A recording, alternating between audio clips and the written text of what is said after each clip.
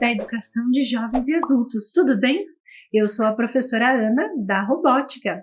Para começar, eu preciso que você pegue o seu caderno, sua folha de registro, coloque a data de hoje, a aula Robótica EJA e o tema da aula que é a História da Robótica. Vou dar um tempinho para vocês.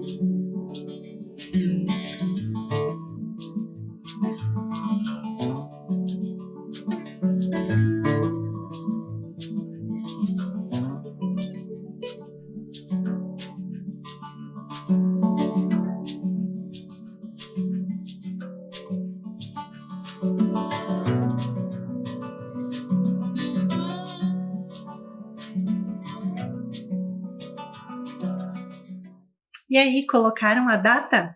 Então, você já providenciou a sua Robox, a caixa da robótica, com os materiais que vocês podem utilizar para fazer criações? Então, o que você pode ter na sua Robox? Veja aí na tela. Você pode ter potinhos plásticos, embalagens, palitos, papelão, barbante, lã, várias coisas que você encontrar por aí.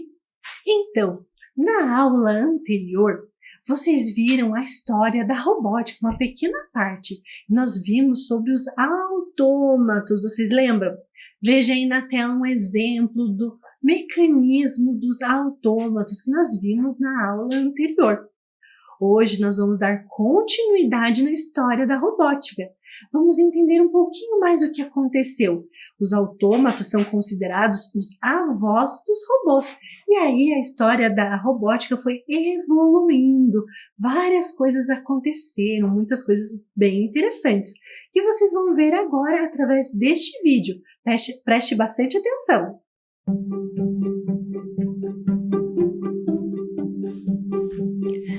Vamos conhecer alguns personagens importantes na história da robótica. Vamos fazer uma viagem no tempo.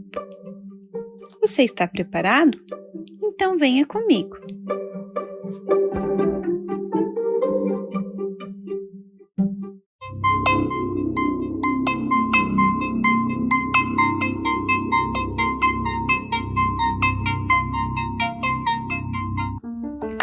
Nossa primeira parada será na Grécia.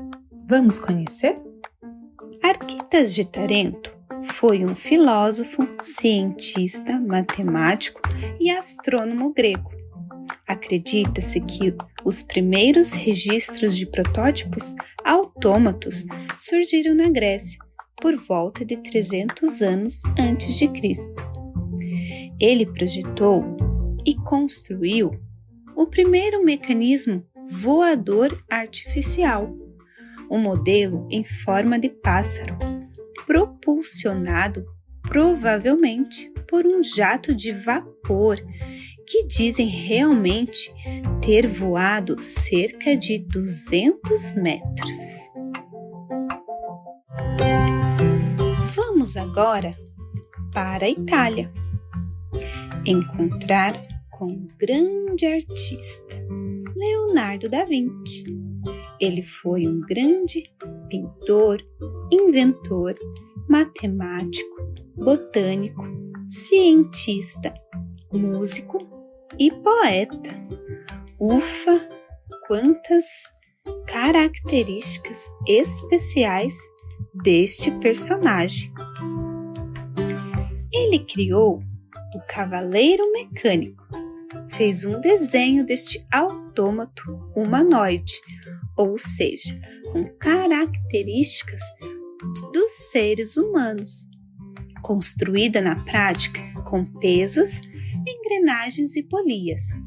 A armadura simulava um cavaleiro capaz de sentar, andar, mover a cabeça e até levantar o próprio visor.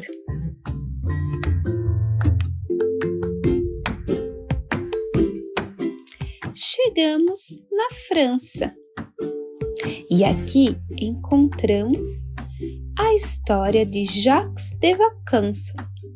Ele revolucionou a concepção de autômatos, criando os primeiros a funcionarem com êxito. Observando a natureza e os animais, especialmente os patos, ele conseguiu desenvolver um modelo do animal, um modelo de um pato mecânico, que imitava o movimento do pato animal, como beber, comer e até realizar a digestão dos alimentos.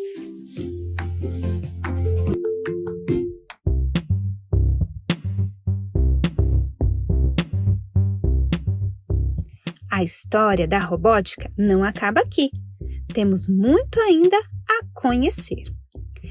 Até uma próxima viagem. Tchau, tchau!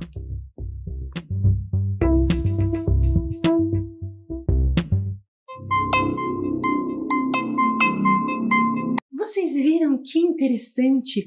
Ao longo da história da robótica aconteceram várias coisas e ela está evoluindo dia a dia. Nós temos várias coisas acontecendo. Tem uma coisa bem interessante. A história da robótica ela mistura ficção e realidade. Na verdade, ela começou no campo da ficção e ali, a partir dessas ideias, ela foi se tornando realidade. Pode ser que chegue em várias coisas que já estão no cinema, já estão em outros locais. Talvez no futuro nós tenhamos outros tipos de robô, assim como a gente vê nos filmes. Vamos entender um pouquinho melhor sobre isso?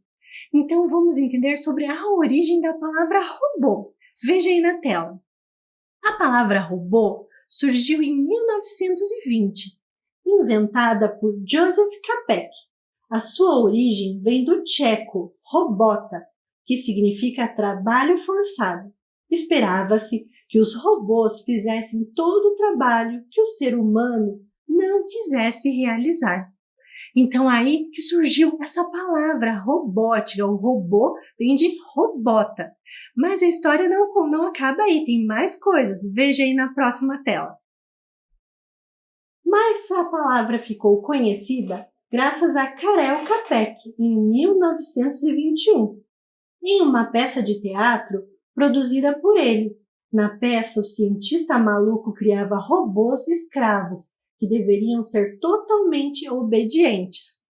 E daí surgiu essa ideia do robô ser controlado. Vocês viram que ao longo da história da robótica, a intenção dos humanos sempre foi controlar de alguma forma os robôs. E é ali que surgiu essa ideia de alguém ou algo que pudesse ser controlado, ser programado, fazer o que se deseja. Então, a partir daí foi se desenvolvendo a robótica. E depois nós temos outras coisas que foram acontecendo, que é o caso do Isaac Asimov. Veja aí, ele é um escritor e bioquímico norte-americano. Deu origem à palavra robótica, autor de obras de ficção e divulgação científica. Então, o Isaac Asimov, ele escreveu um livro, esse que vocês estão vendo na tela, Eu, Robô, lá em 1950. E neste livro, ele já criou várias coisas interessantes e começou a pensar como seria um mundo com os robôs. E aí, teriam coisas muito boas e coisas que poderiam não ser tão boas assim. E aí ele foi pensando no que poderia acontecer. Vários filmes que nós temos hoje em dia foram inspirados no seu livro e nas suas ideias do que seria um mundo com a robótica, o mundo das pessoas convivendo com os robôs. E a partir daí, ele criou as leis da robótica. Vocês já ouviram falar? São leis universais que ele pensou. Quando os seres humanos estiverem convivendo com as máquinas, como seria essa convivência? Como seria essa programação? E aí ele criou essas leis que eu vou mostrar para vocês. Vejam aí na tela. A lei número 1. Um robô não pode ferir um humano ou permitir que um humano sofra algum mal. Então essa é a primeira lei que ele pensou. Vamos ver a segunda? Os robôs devem obedecer às ordens dos humanos, exceto nos casos em que tais ordens entrem em conflitos com a primeira lei. E a terceira lei é: um robô deve proteger sua própria existência, desde que não entre em conflito com as leis anteriores. E por que ele criou essas leis? Porque ele pensou que os robôs podem evoluir muito. Eles podem se tornar muito próximos dos humanos, de acordo com a tecnologia. E aí, ao ser programados, eles deveriam tomar alguns cuidados para que eles não maltratassem os seres humanos, nem fossem usados para isso. Então, foi este pensamento que ele colocou no papel e criou essas leis, que são válidas até hoje. Os cientistas, as pessoas que trabalham criando robôs, elas têm que se preocupar com a segurança dos próprios robôs e dos seres humanos, para que eles não entrem em conflito e consigam se ajudar mutuamente. Muito interessante, não é? E se você pudesse criar uma lei para a robótica, qual lei você criaria? Pense um pouco, que lei você faria? Qual é a sua intenção? O que você colocaria no papel? Pense aí, depois você pode registrar aí no seu caderno essa ideia. Mas agora nós vamos dar continuidade a este tema. Mas e aonde estão os robôs? Você já parou para pensar? Onde estão os robôs? Em muitos lugares. Eles estão em toda a sociedade. Você já parou para pensar onde estão os robôs na sociedade? Vamos entender um pouquinho melhor através de um vídeo? Veja aí. Já parou para pensar na quantidade de produtos industrializados que a gente usa todo dia no nosso planeta? Considerando que a grande maioria dos 7 bilhões de seres humanos que habitam o planeta Terra vivem em um mundo industrializado, parece quase impossível que a gente consiga produzir tanta coisa o tempo todo. Mas é para isso que existem os processos de automação. São eles que conseguem atender a toda essa demanda, a criar e desenvolver novos produtos para um consumidor cada vez mais exigente. Desde os primórdios, o homem tem tentado reduzir o esforço físico em suas tarefas. Embora sua aplicação em massa seja mais recente, o conceito de automação tem origem no século I, quando Herón de Alexandria usou a energia hidráulica para desenvolver sistemas mecânicos. Com o progresso da mecânica, surgiram as primeiras máquinas. Em 1623, o cientista alemão Wilhelm Schickard desenvolveu a primeira calculadora, sem a qual não teríamos os computadores e as máquinas modernas. Mais de um século depois, em 1745, o inventor Jacques de Vaucanson criou o primeiro tear automático. Pouco mais de 50 anos depois, o protótipo inspirou outro francês, o mecânico Joseph-Marie Jacquard, a fabricar um novo tipo de tear, em que as sequências de operações eram inscritas em cartões perfurados. Foi aí que nasceu a automação industrial. No século XX, os métodos se aperfeiçoaram graças a técnicas de eletrônica, da robótica e da informática. A inovação marcou o setor automobilístico, e hoje a automação é realidade em todos os pilares de produção. Vocês viram que interessante? Então, a automação das indústrias também é a robótica, Nós temos a impressão de que somente robôs humanoides, que são parecidos com seres humanos, são classificados como robôs, mas não. Os braços robóticos, mãos robóticas, esteiras e outros materiais das indústrias de automação são também robôs. E hoje nós vamos falar um pouquinho mais sobre o robô que mais existe por aí na indústria e nos locais, que são os braços robóticos. Aonde eles estão? Os braços robóticos, eles estão em vários locais e eles facilitam o trabalho. Eles conseguem carregar pesos, mudar de um lugar para o outro e fazer o trabalho para facilitar, o trabalho humano. né? Porque seria muito pesado para uma pessoa conseguir carregar ou levantar peças, o que um braço robótico consegue fazer isso muito facilmente. Então, veja alguns locais que estão os braços robóticos. Na indústria automobilística, que são as indústrias que fabricam carros ou meios de transporte, eles estão super presentes lá. Também na medicina, sim, tem algumas cirurgias que precisam de uma precisão, de um corte no lugar correto. E ali, então, são utilizados braços robóticos bem modernos que conseguem fazer esse corte perfeito no local. Então, o médico vai acompanhando através de uma câmera, aí o braço robótico ele vai fazer essa parte do corte ou a retirada de algo numa cirurgia. Então, o braço robótico também é utilizado na medicina, principalmente em cirurgias nos olhos. Eles já utilizam há algum tempo, porque os olhos são bem sensíveis. Então, ali, ou no caso, os braços robóticos ajudam muito a ter essa precisão para o corte perfeito ou para a retirada de algo. Bem interessante. Você já tinha pensado nisso? E tem outros lugares também. Mas eu vou contar uma história bem interessante para vocês sobre o braço robótico. Olha aí essa imagem desse menino, desse agora que já é um jovem, né, chamado David Aguilar. E ele criou um braço robótico com peças de montar. Por quê? Então, ele com 9 anos, ele desenvolveu criar a sua própria prótese. Então, o que aconteceu? Ele nasceu sem uma parte do braço dele. Então, aí, quando ele gostava muito de brincar com peças de montar, de criar coisas, então ele desenvolveu uma prótese para o seu braço e ele pode utilizar. Então, ele fez já 4 modelos. Então, o primeiro modelo que ele fez, ele tinha 9 anos, e aí ele foi crescendo, foi estudando e foi desenvolvendo outras próteses para o uso dele. Hoje, ele é um estudante de engenharia e a ideia dele é criar outras próteses para outras pessoas que têm uma condição semelhante. Vamos ver como é esse braço e como ele vive no dia a dia com esse braço com peças de montar através deste vídeo?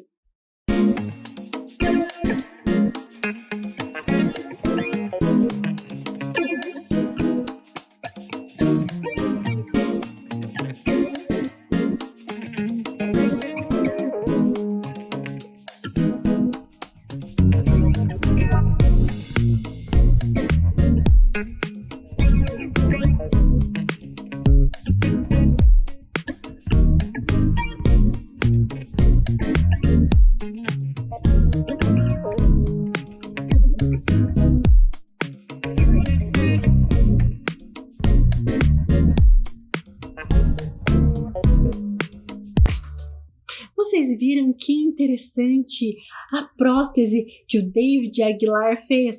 Muito legal, não é? Então eu estou aqui com uma montagem, um braço robótico feito com kit de robótica EV3. Ele é um kit maior, mais robusto, que é utilizado pelos estudantes de alta performance. Então, ele é utilizado na OBR e também nos outros desafios do FLL, que é o First Lego League, que a gente já falou em aulas anteriores. Vamos ver em funcionamento? Então, olha aqui. Antes disso, eu vou explicar para vocês que ele tem aqui, ó, vigas, conectores, engrenagens. Aqui é o cérebro, onde está a programação. E aqui nós temos aqui toda uma estrutura para que ele tenha funcionamento. Essas peças aqui são garras que ele vai segurar essa peça e vai transportar para o outro lado, simulando um braço robótico lá da indústria. Vamos ver em funcionamento? Então, vou acioná-lo aqui. Eu vou clicar. E eu vou preparar aqui.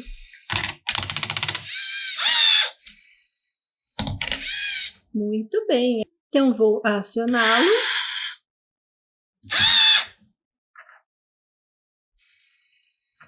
Olha aqui, ele pegou e transportou. Vocês viram que interessante o braço robótico? Agora eu vou mostrar para vocês uma mão robótica. Ela utiliza a força do ar. É bem interessante, veja aqui. Então eu tenho essa construção aqui, ó, no formato de uma mão, vocês estão vendo? Aqui nós temos vigas representando os dedos. aqui representando o polegar, e vocês estão vendo essa parte aqui, ó? Então é aqui que ele vai ter a força do ar, e aqui está simulando um braço. Vamos ver como ele funciona? Olha aqui, aqui eu tenho uma bombinha de ar, e aqui eu tenho um reloginho que vai segurar a pressão. Olha aqui, eu vou bombear o ar, ó. O reloginho está se mexendo, veja que aqui o dedo mudou, ó. O dedo abaixou. Agora eu vou soltar o ar, olha aqui. Observe este dedo aqui se movimentando. Vou soltá-lo aqui. E olha só, o ar saiu, ele soltou o dedo. Vamos de novo? Eu vou puxar aqui novamente para segurar o ar. Ó, vou bombear o ar. Veja que ele mudou aqui a posição. Ele fechou a mão. Agora eu vou soltar e ele vai mexer o dedo, olha ali. Viram que interessante? Vou fazer novamente para que vocês observem. Ó, a força do ar empurra aqui este dedinho. E ao soltar o ar, ele move novamente. Vocês viram que legal? Então essa é mais uma construção robótica, que ela não vai usar a parte eletrônica, está usando a força do ar. Muito legal, não é? E se você quiser construir uma mão na sua casa, eu vou mostrar para vocês uma alternativa. Veja aí na tela. Nós temos um braço com papelão, que eu vou mostrar para vocês agora. Então, olha aqui, eu tenho uma mão que eu vou puxar o fio e olha aqui, ó, ele movimenta os dedos. Olha que interessante. E você sabe como fazer um desse em casa? É bem fácil. Você vai precisar de papelão no formato de uma mão, vai precisar de canudos, que você pode substituir, caso você não tenha canudos, você pode substituir por papel enroladinho, formando caninhos. Vai precisar de barbante, e aqui também é papelão. E a cola, né, que você vai colar. Então, você vai criar aqui um espaço para colocar os seus dedos. Aqui você vai colar ao longo da mão aqui os canudos. Aqui você vai colocar o barbante, que vai puxar, que vai dar a força dessa mão. E aí você vai movimentando a sua mão robótica, né? Então é uma forma de você brincar e construir aí na sua casa, simulando uma mão robótica. Muito bacana, não é? Espero que vocês façam essa experiência e mandem mensagem para a gente. Agora eu vou mostrar para vocês a atividade recebida da estudante Isabelle Barbosa Pereira, do 5º ano, lá da Escola Municipal Seidoutel de Andrade. Vamos ver o que ela criou? Olha aí na tela, ela criou o robô borboleta e ela fez o desenho, como vocês estão vendo. E ali ao lado ela colocou algumas explicações, veja ali. O projeto de borboleta robótica com câmeras e zoom. As asas feitas para detectar outras borboletas, mini minhocas para acompanhar as lagartas e também antenas de localização das mini minhocas. Olha que interessante! Veja na próxima imagem ali mais alguns desenhos do que ela criou. Então é um protótipo, uma ideia para a construção de um protótipo. Veja que legal o desenho da Isabelle. Muito legal, não é? E você já criou algo bem interessante? Tem alguma ideia bacana, assim como a da Isabelle? Então você pode mandar para a gente, sim, você pode mandar as suas ideias, mandar os seus desenhos, o seu caderno, a construção da sua mão robótica, tenho certeza que vocês vão fazer. Para onde mandar? Veja na tela. Então vocês têm que mandar para este e-mail, robotica@curitiba.pr.gov.br. Não esqueça de mandar o nome completo do estudante, nome da sua escola e turma e o registro da atividade. Então, vocês podem mandar fotos, vídeos, desenhos, relatos e até ideias do que vocês gostariam de ver nas aulas de robótica. Tenho certeza que vocês têm coisas bem interessantes para mostrar. Eu quero ver a sua produção aqui na nossa aula. Espero que vocês criem coisas bem interessantes, que você faça o seu braço robótico, tire uma foto e mande para a gente com a ajuda dos seus familiares ou de alguém que possa te ajudar a mandar esse e-mail. vou gostar muito de receber. Espero que vocês tenham gostado dessa aula, de aprender um pouco mais sobre a história da robótica, sobre os braços robóticos e até a próxima aula. Espero vocês! Em uma área de 4.435 metros quadrados, é um espaço inédito no Brasil, dedicado à educação para a prática agrícola sustentável em ambientes urbanos. O local reúne os mais modernos métodos de plantio de alimentos saudáveis sem agrotóxico. Energia solar. 72 módulos fotovoltaicos fornecem energia elétrica com potencial de geração de 30 megawatts por ano. Captação de água da chuva. Sistema de captação e reservatórios com capacidade de 25 mil litros que abastecem o sistema de irrigação. Banco de alimentos. Evita o desperdício de alimentos, conectando doadores e entidades sociais e também recebe os alimentos produzidos na fazenda urbana. Cozinha escola. Espaço para aprendizado no preparo, conservação, higienização, aproveitamento integral e aspectos nutricionais dos alimentos.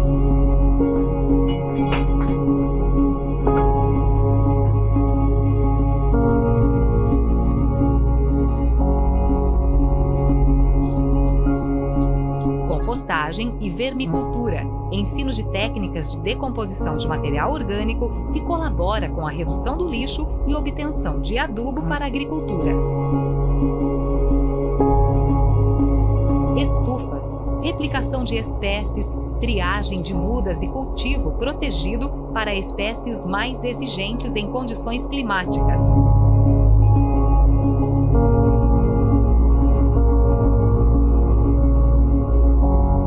Floresta, sistema que reúne as culturas de importância agronômica em consórcio com as plantas que integram a floresta. Um sistema agroflorestal é um sistema de plantio de alimentos que é sustentável e ainda faz a recuperação vegetal e do solo. Paisagismo produtivo, jardim onde plantas comestíveis, ornamentais e repelentes integram-se em harmonia.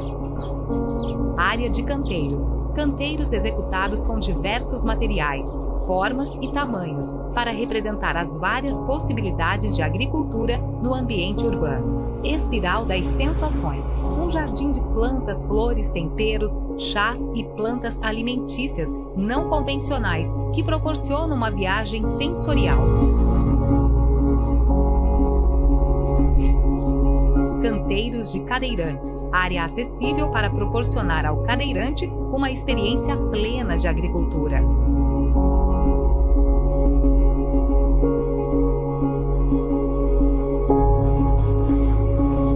Jardins de mel, colmeias de abelhas jataí, mandaçaia, guaraico, mirim e manduri formam o ecossistema apícola de espécies fundamentais para o equilíbrio ambiental e a produção agrícola.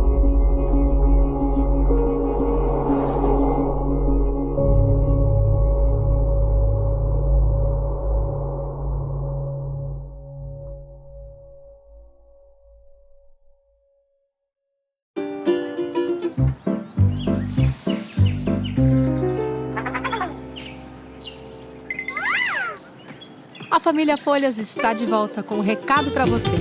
Descartar errado, nem pensar. Tome cuidado ao separar. Lixo que não é lixo, não pode misturar. Faça sua parte, vamos lá. Todos juntos cooperar. O mundo vai agradecer se você se reciclar. Lixo que não é lixo, não vai pro lixo. A família Folhas voltou para ajudar todos os curitibinhas a separar melhor o lixo. Esse é mais um presente no aniversário da nossa querida cidade. Lixo que não é lixo, não vai pro lixo. Separe. Prefeitura de Curitiba, 329 anos. Orgulho de ser.